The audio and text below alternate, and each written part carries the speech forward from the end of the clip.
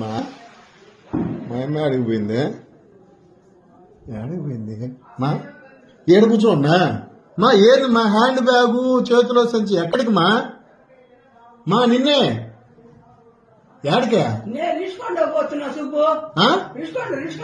ఋషికొండకే దేనికే నేను పోవాలయ్యా, నేను అవసరంగా ఉండు, నేను వచ్చి మాట్లాడతాను నీతో. ఏంది మా దేనికి మా ఇప్పుడు ఋషికొండకే దేనికంటే అవేది సుబ్బు నువ్వా? నిన్న మా తమ్ముడు పవన్ కళ్యాణ్ పోయాడు అక్కడికి. అవును పోతే ఎవరైనా ఏం చేస్తారు? అతిథులు పోతే ఏం మల్లె పూలు, చామంతి పూలు, రోజా పూలు అంత పూలు లేవనుకో, ఏదన్నా రేట్ ఎక్కువ అని బంతి పూలన్నా వేస్తారు పైన.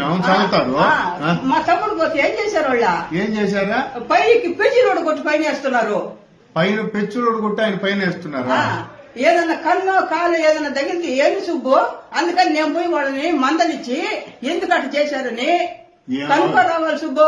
ఏం అభిమానం మా తమ్ముడి మీద నీక? అదికైతే ఎవరైతే ఏం సుబ్బు?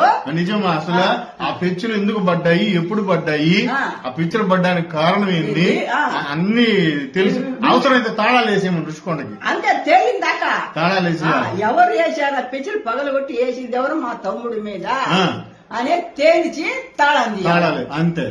నిజమే నువ్వు చెప్పింది. ఏదైనా పూలు చల్లుతారు కానీ పెచ్చులు వేస్తారు పైన. నువ్వు అందులో వెళ్ళిపో, నేను కూడా వస్తా వెనక. సరేనా?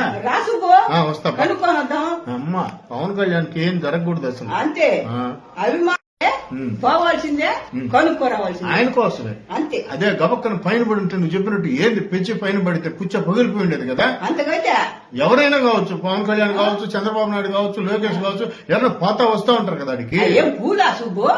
ఏం కాకుండా పెంచులో మరి దీని వెనక ఏదో కుట్ర దాగున్నది మా. అవునా?